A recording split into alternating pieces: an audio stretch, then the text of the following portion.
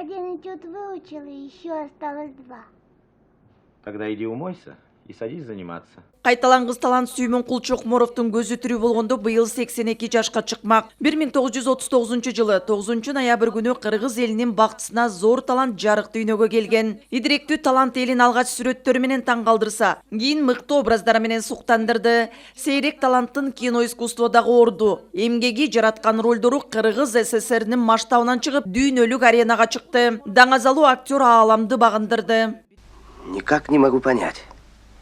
В чем же моя вина? Сүймөнкул Чокморовдун киного келип калышына досу, белгилүү актер Болот Бейшеналиев менен залка режиссер Болот Шамшиев себепкер болду. Бири сунуштаса, бири жактырып Караш-Караш окуясы тасмасындагы Бактыгулдун ролун жаратты. Кыргыздын баатыр мүнөз жигитинин образын түзүү менен Сүймөнкул Кыргыздын өңүн дүйнөгө таанытты. Ошол эле Бактыгул болобу, же Кара Балтасы болобу, же болбосо Максудов болобу, кадимки 7-октогу. Ушулардын баардыгы тең Сүймөнкул Чокморовдун өтө эрки күчтүү геройлорду ойногон, ошолорду ойномок гана түгүл, ошолордун бүтүндөй бир ички сезим туюмун көрүүчүгө абдан бир күчтүү эмоциялар менен жеткире билген актер экенин көрсөтсөк болот да. Өзүнүн көркү дагы, келбети дагы, анан ошо духунун да эркинин күчтүүлүгү жагынан өтө сейрек кездеше турган актерлордун катарына кирет деп айтсак болот. Андан кийин Сүймөнкул Чокморов Жамиляда Даниярды, Ысыкөлдүн кызгалдактары тасмасында Кара Балтаны, Өзбекстанда тартылган 7-ок фильминдеги Максумовдун образдарын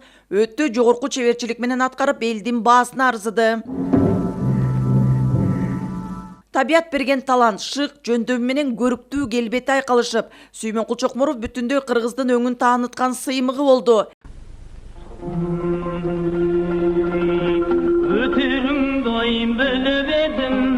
Сүймөнкул Чокморовго талант атабыздан берилген. Атабызда чыгармачыл, комуздуу мыкты чертчү. Ал аспабын колуна алганда Сүймөнкул жанында отурчу деп эскерет агасы Сүйөркул Чокморов. Атабыз комуз чертип атканда Сүймөнкул ушу кичинекей кезегинде комуздун башын тиштеп алып, атам чертип берчү да, андан кийин ошондо баягы музыканын күүлөрдүн баары тең өзүнө камтып бергенге го деп ойлошум да. Кичинекей кезинде талаш ойлашчубуз да атабыздын комузун. Көп кырдуу талант Сүймөнкул Чокморов тирүү болгондо Кыргыз эл үчүн дагы далай кызмат кылмак. Манастын, Чыңгызхандын ролун жаратсам деген аруу максаттар аткарылмак. Что найдешь, можешь забирать.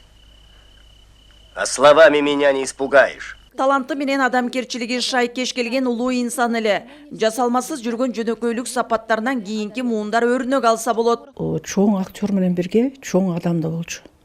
Адамдык сапаты мүмкүн чыгармачылыгынан да бийик турчу да. Ошондой ойлойм.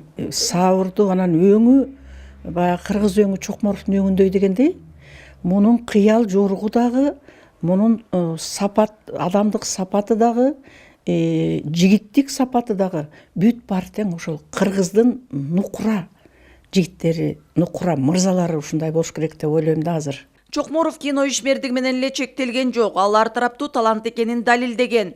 Сүрөт дүйнөсүндө портрет тартып, жаратылышты да кагаз бетине түшүргөн. Актер катары 20дай фильмге тартылса, сүрөтчүлүк өнөрү менен 800дөй эмгек калтырган. Он должен знать две вещи. Для своих быть сторожем, а для чужих волком. Сүймөнкул Чокморов жалаң эле кыргыз киносу эмес, Казакстан, Өзбекстандын дагы кино өнөрүн дүйнөлүк деңгээлге алып чыккандыгы менен баалуу. Кажыбаган эмгектери учурунда жогору бааланып, СССРдин эл артисти, Кыргыз СССРнин эл сүрөтчүсү деген наамдар берилди. Кийин жансыздаткан оорусу жеңип, 53 жашында 1992 жылы каза тапты. Кыял Шаршеева, Алмаз Нурманбетов, Ала Тоо 24.